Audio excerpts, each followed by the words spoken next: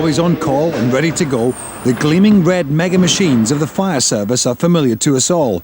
With their sirens blaring and blue lights flashing, they waste no time on their way to the scene. When the alarm goes off, the fire engines are in action in seconds.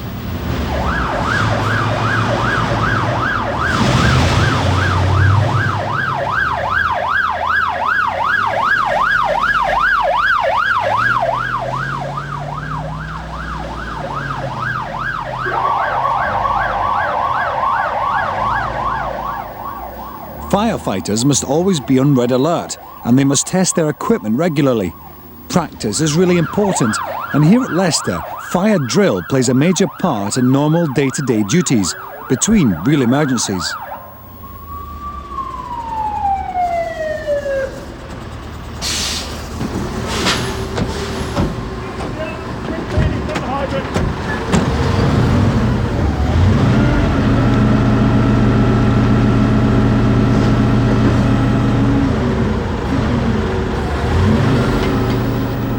Everybody has their own important job to do, but they must all work as a team.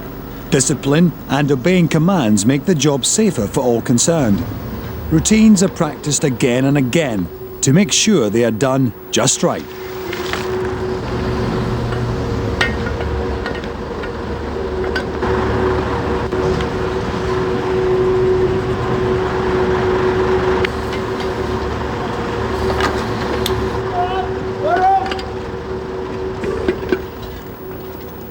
Much of the machinery used today is high-tech equipment. The modern fire brigade is always developing, and the firefighter must be trained to work with all the gear. Other people's lives depend on it.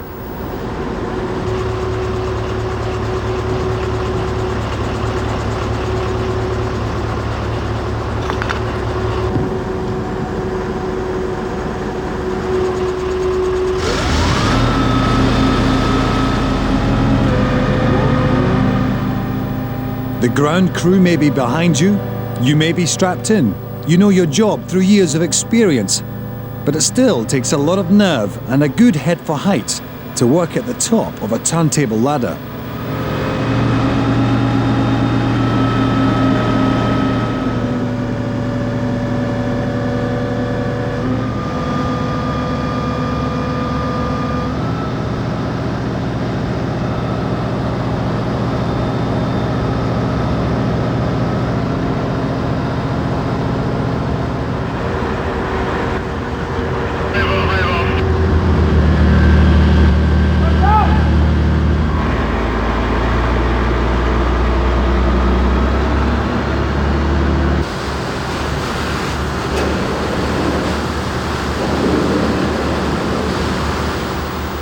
To be a firefighter today is to be part of a highly efficient and disciplined force, using some of the most modern and powerful equipment in the world.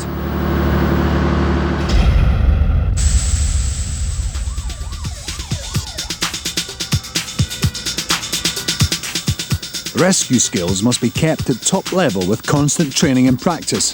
The Fire Service College here at Moreton and Marsh, Gloucestershire, trains over 6,000 students a year from brigades all over the world. They've created pretend railways, motorways, houses, and even industrial tower blocks, where emergency situations are made as real as possible.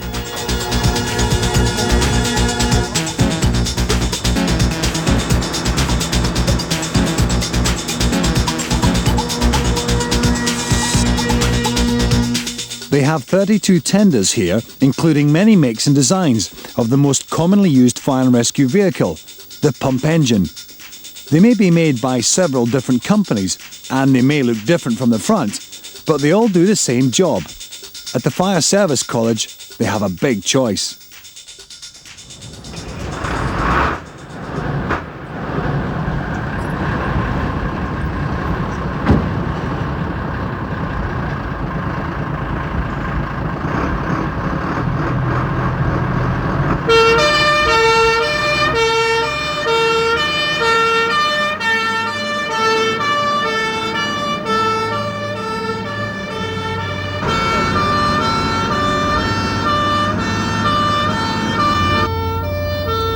The pump engine is the workhorse of the service.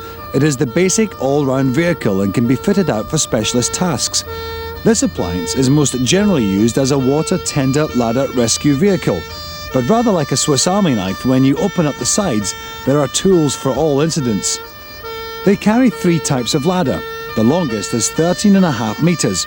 It comes in 3 sections and needs 4 men to use it.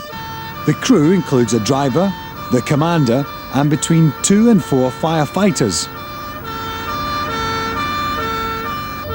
This Leyland Carmichael 180 Turbo carries 1,800 litres of water and can go at 145 kilometres an hour. Every time the brigade is called out, the chances are you'll see one of the many makes of pump engine racing to the scene.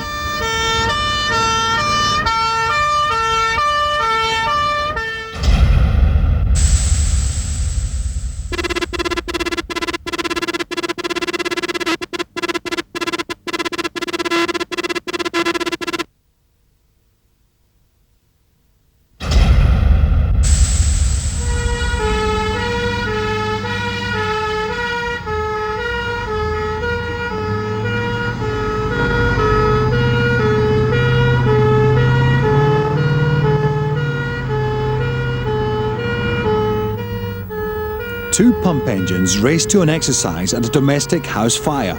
Even in practice, they have to respond as if it was the real thing.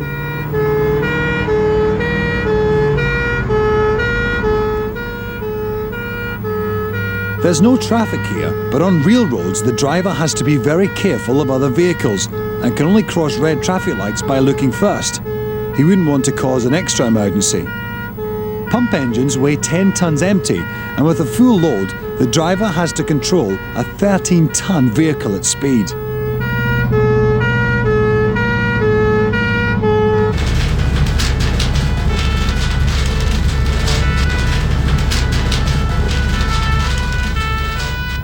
Moreton is the one place where in practice the flames are real.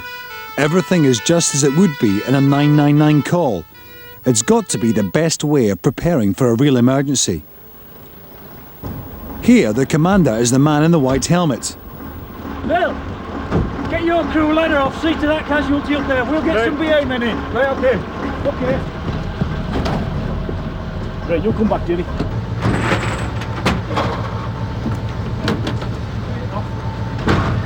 Right, okay. Come on down. Hold it, boys, hold it. Yeah. Okay.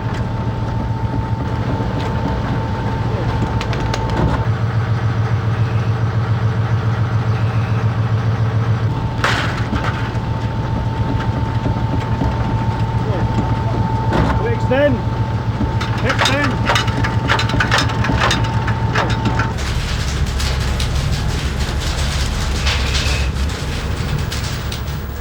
Teamwork is essential because conditions at an incident will be dangerous, hot, smoky and dark, and any person caught inside will be frightened. Firefighters are trained to be calm. Right, we go.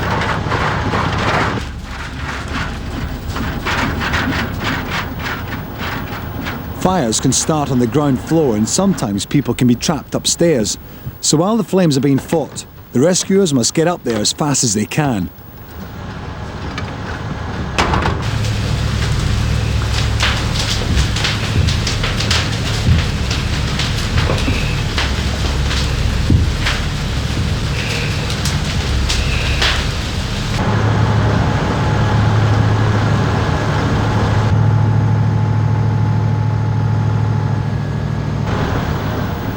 The staircase may be burned out, and the only way of escape is from the roof. Firefighters need to be fit because in a roof rescue, they may have to use the famous fireman's lift.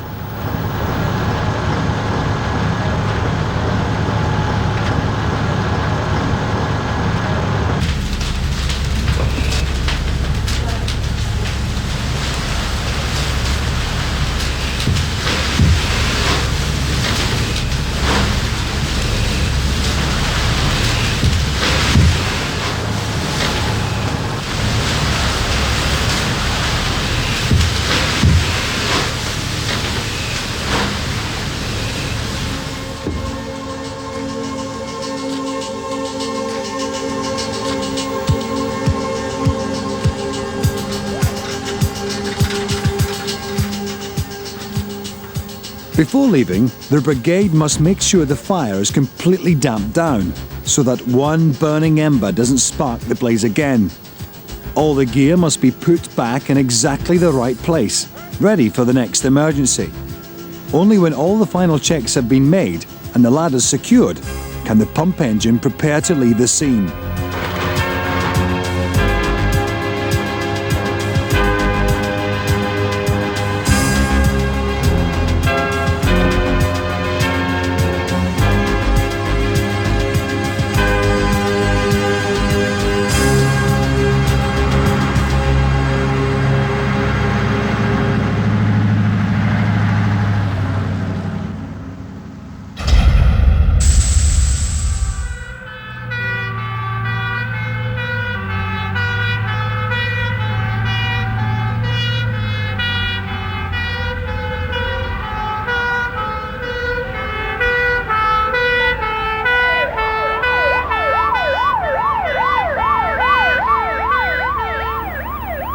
As well as putting out fires, the pump engine is used for all types of rescue. Nowadays, they are called out to nearly as many road traffic accidents as fires. The crew needs to be trained for all sorts of emergency, and here at Moreton, they can learn their skills away from the actual roads and screaming traffic. To keep the atmosphere tense, they still use lights, sirens, and real cars. 2 pump engines and their crews must help any passengers trapped in the tangled metalwork. Will the doors open? No, locked. Your side? No, locked. One there, one there. Same the other side. Okay, Steve, break the screen in. Okay, good. Okay, tap it through. Tap it through under control.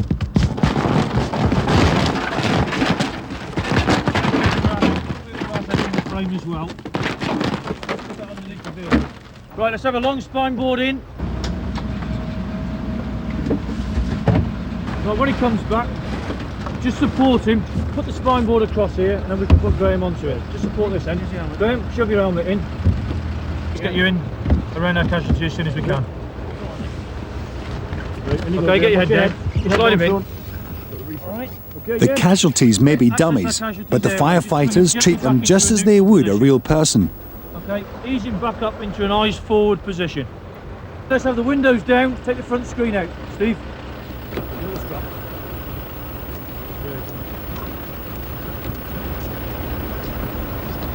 Obviously, when someone is injured, spoiling the car beyond repair is the last thing to worry about. It's the person who matters. In a case like this, when the driver is trapped, the fire brigade often decide the best way to free him or her is to remove the roof. To use the cutters without splintering more glass, they need to take the windscreen out. And to shield their eyes, they all have to wear protective goggles. Okay, lift it clear, put it underneath the car out the way. Yeah. Same with the rubber seal. Simon, can you come in and give me a hand with the oxygen? Yeah. Now, with better access to the casualty, the team can give first aid. Put that around our casualty. Fellas, as soon as you got the oxygen and collar on, then we'll have the roof off.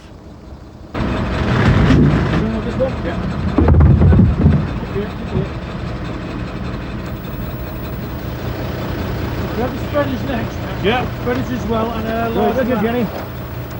These hydraulic pincers can cut through metal like a can opener, and they are powered by a portable generator, another vital piece of equipment carried on the RTA tenders. We'll get the casualty shield in. Right, shield in. Okay, Steve. Cut low on the pillar. Okay, when we've done this pillar, work your way anti-clockwise round the car and end up with the last 2 cuts close to the casualty. Next comes the roof. The rescuers must obviously try to be as quick as possible, but they mustn't rush and cut corners.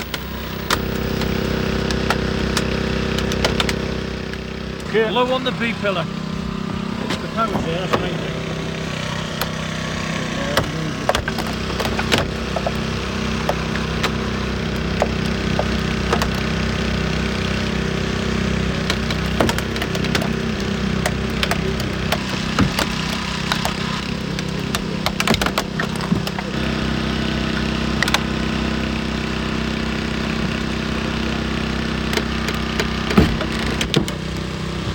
Okay, got it. Hold there. Steve, take over from me here. Come down there. Steve, use the spreaders, crush the wing there to open up that gap. Get the spreaders in and let's take the door away. Okay, let's go for it.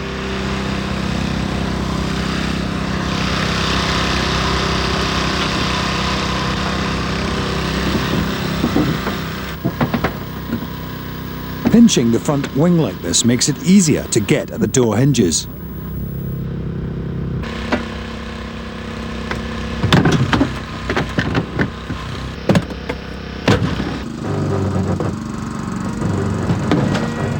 Okay, take the side away.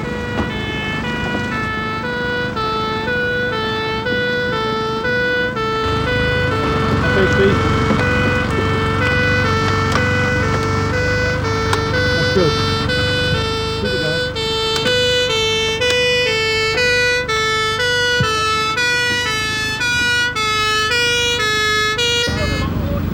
The fire brigade always works closely with the other emergency services, and it won't be long before the driver is free. On a genuine motorway incident, both the pump engines and the ambulances would try to park so that they don't get in the way. In order to keep the traffic flowing freely, where possible, they keep at least one lane open.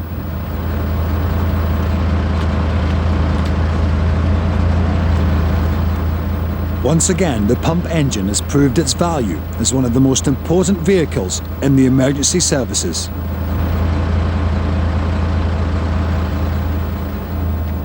Before leaving the scene, the fireman will tidy up broken glass and put sand on any oil spills to stop another accident happening, while other services will remove the smashed cars.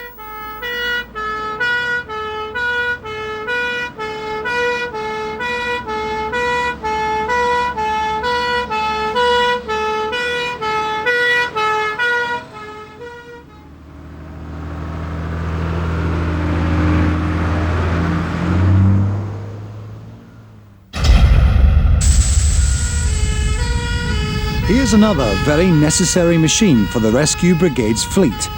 The Chemical Incident Unit may not look much, but it holds special equipment for dealing with situations where there is danger of acid or poison polluting the water, ground, or air.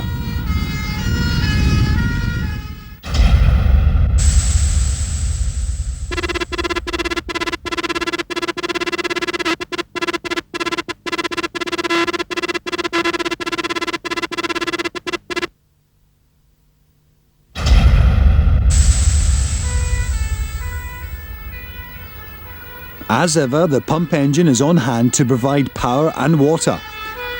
Here at the college, they have old chemical rail tankers to rehearse incidents. The fire service often has to gain access to other transport systems.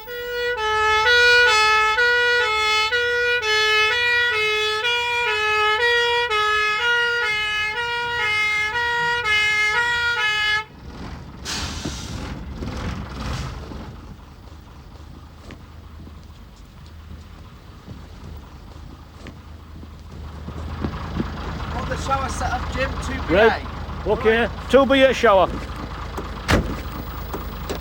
Okay, decontamination shower unit. One of the college instructors runs through procedures with a colleague as they set up the unit.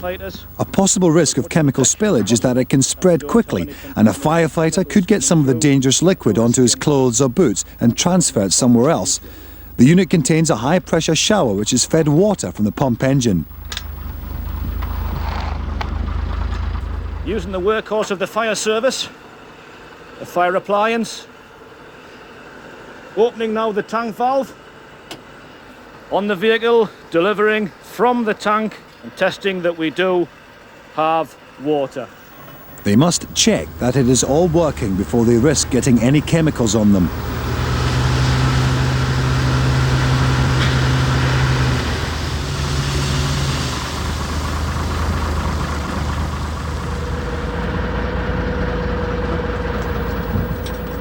The team must wear full protective clothing and be safe from both liquids or any poisonous gases that may be leaking. These suits aren't easy to get into, and to make sure they are fully sealed in, the firefighters help each other dress. Oxygen masks are standard, as the suits are airtight. The end result is just like a spacesuit.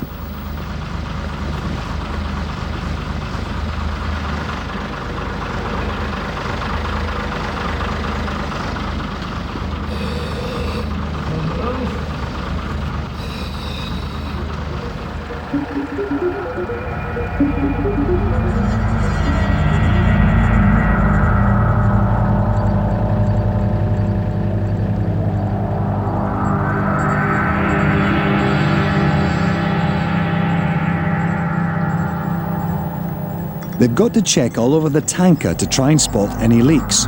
They'll also be looking for labels or markings which could let them know what chemical the tanker is carrying. Some are more dangerous than others. Leaked gas is invisible and acid can look just like water. Wherever gases or chemicals are concerned, the professionals must be called in. Very often the danger turns out to be small, but the emergency services can never be too careful.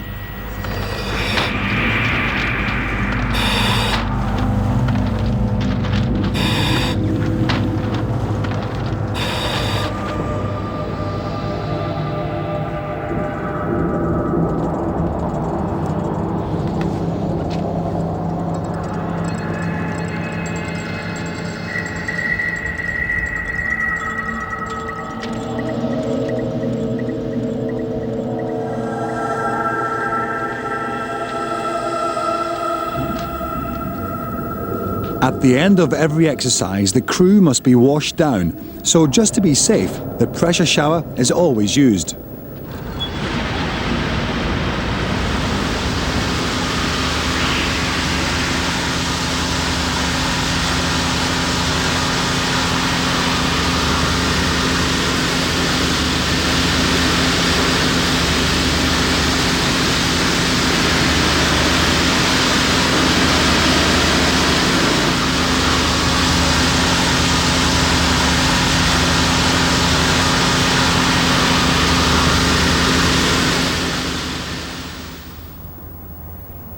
The Chemical Incident Unit is packed with really modern equipment to deal with today's pollution problems.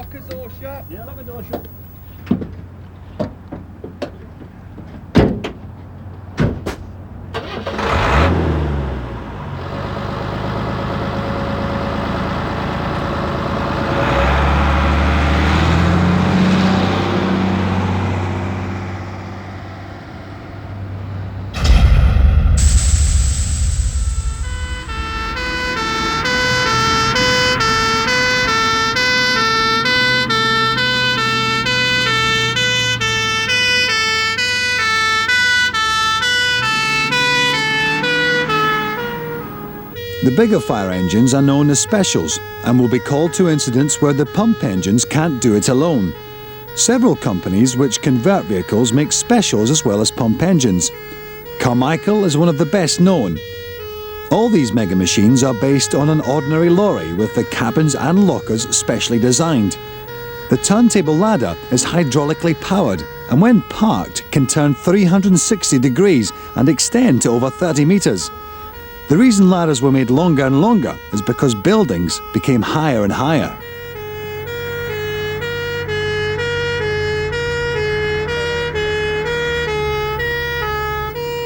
Their main job is for rescue.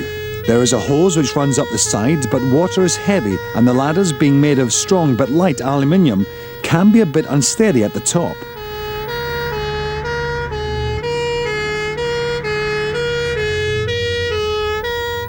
Normally, a turntable ladder would have a three-man crew, with a commander, base operator, and the one on the end of the ladder.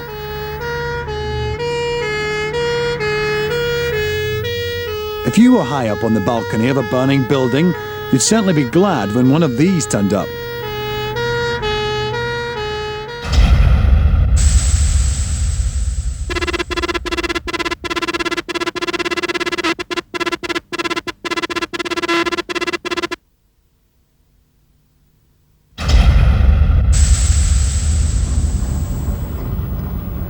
Another type of special is the hydraulic platform.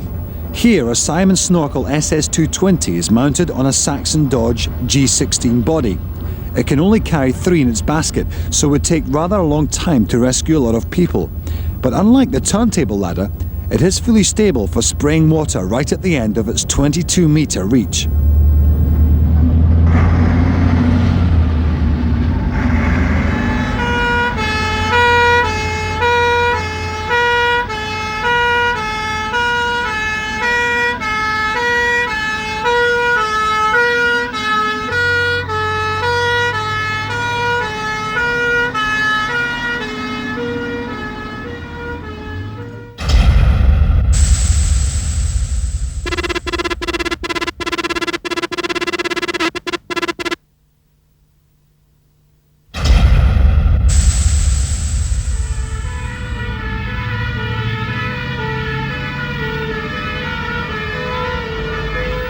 Exercises at Moreton can start some way away from the incident.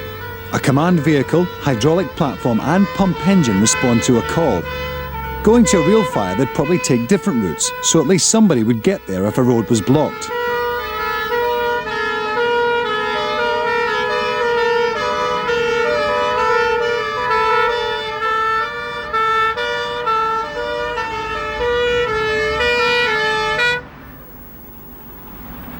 This drill needs the platform for an emergency at the industrial tower block.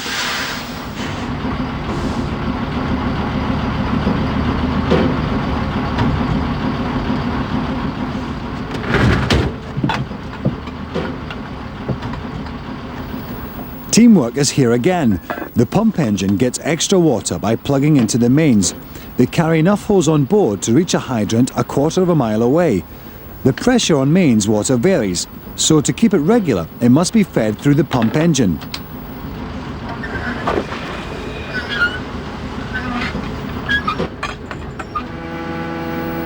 So that it is really stable at the top, the platform has special legs which pop out at the side. This makes the base wider and stops any chance of toppling over, even on very windy days.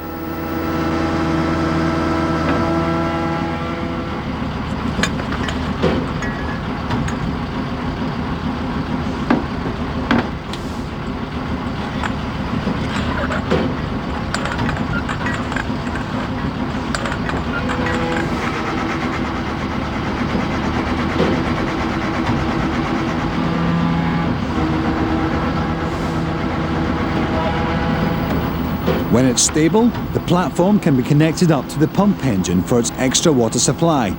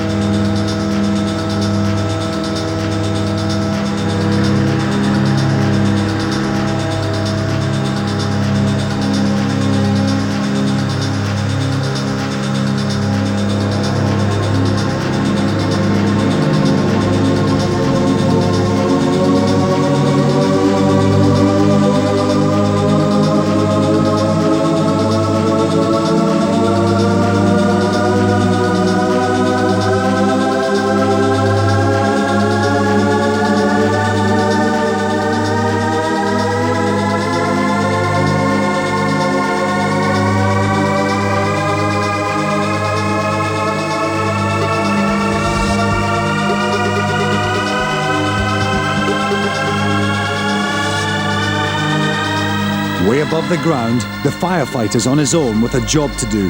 As the saying goes, it's tough at the top. He'll go as close as he safely can, keeping in constant contact with the ground by phone. If this tower was really alight, flames could be licking out feet away. His only protection would be the powerful fountain of water from his hose.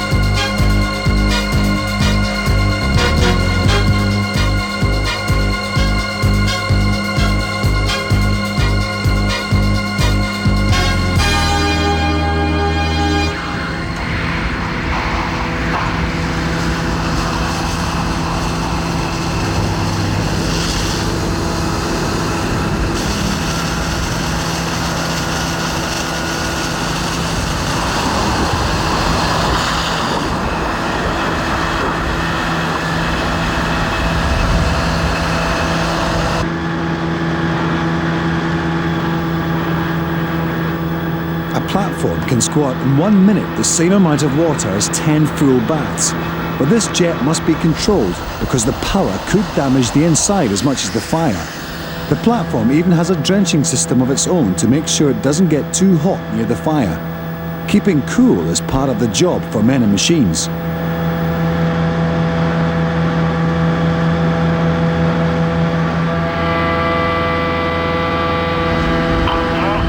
Roger, I'm going to track rate and then bring it down to the ground, okay? Roger.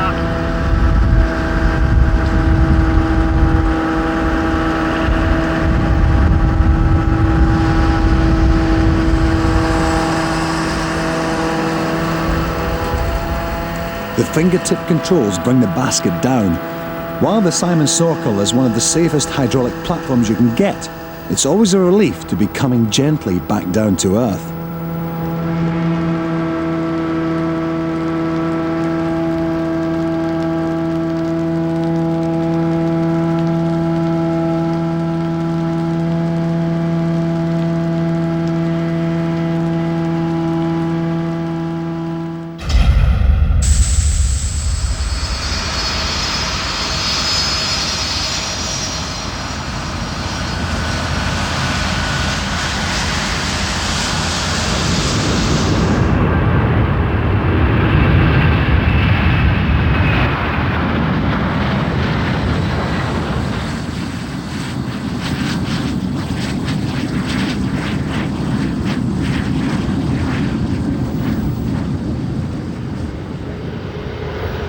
London's Heathrow is the busiest international airport in the world. At peak times, a plane is either taking off or landing every 30 seconds. An airport has more material which can easily catch fire within its boundaries than almost anywhere. Fire protection is really important, so they have some fantastic fire engines here.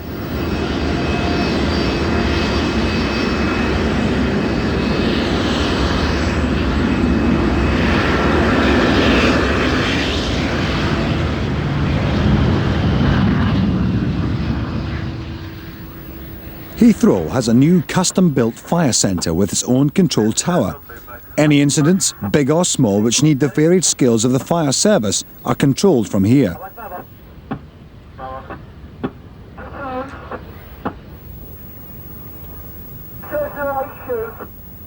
Luckily, actual plane crashes are very rare, but firefighters use extremely realistic practice drills. For exercise, Trident aircraft, starboard engine when alight.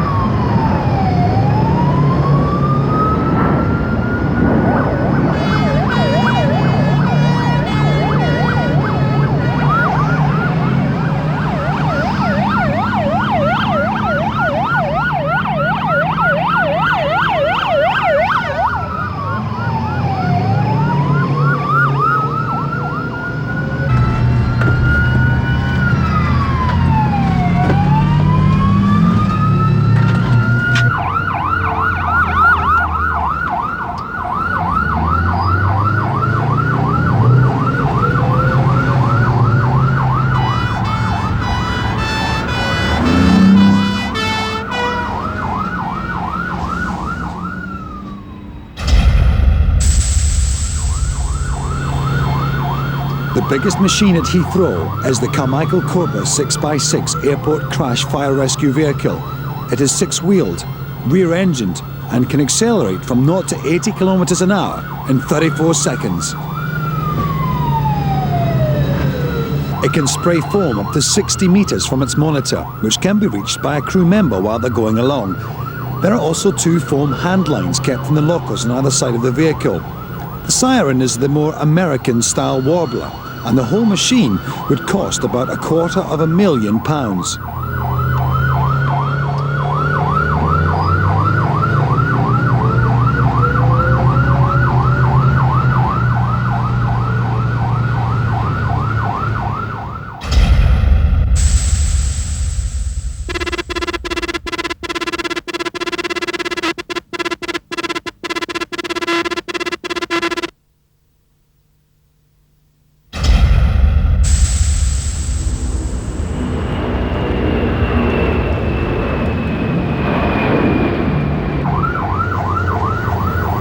If they were attending a real crash, the airport firefighters have permission to cross the runways, with both the tower and driver keeping a sharp lookout for planes.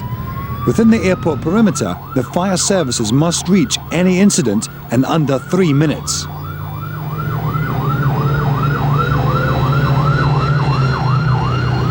If there is a major incident outside the perimeter, as many as 90 fire engines could be called from all around. Air crashes are always extremely dangerous because planes are full of fuel, and there needs a mega machine to tackle a fire like this.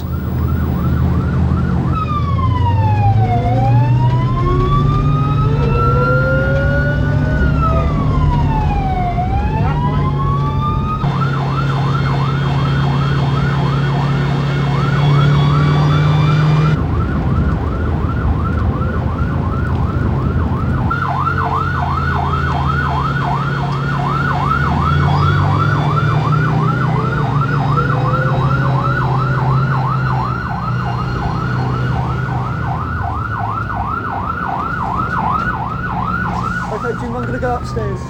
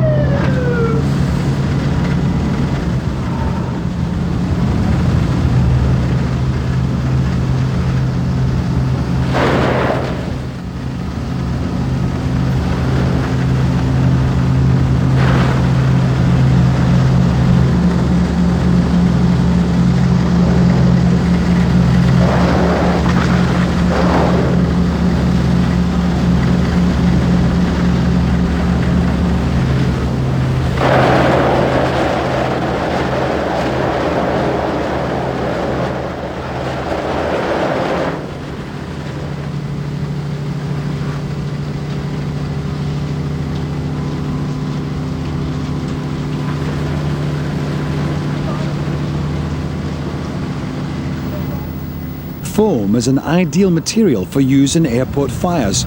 It's made from a chemical called triple FP, which is mixed under pressure with water inside the tender. What comes out is a film of bubbles which spreads like a blanket and starves the flames of oxygen, putting out the fire. The Cobra is designed to squat half its tank in about a minute and could fill a public swimming pool in 2. A lot of foam in a short time.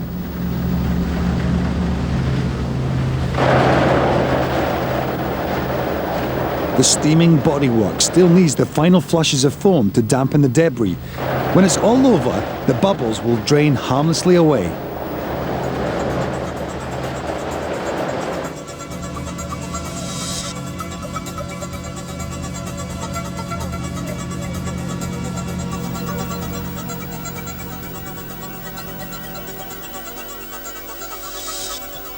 From safeguarding the lives of airline passengers to dealing with fires in houses and factories, from attending road traffic accidents and clearing up chemical incidents, the fire brigade of today relies on its fast, specialist machines to make the world a safer place.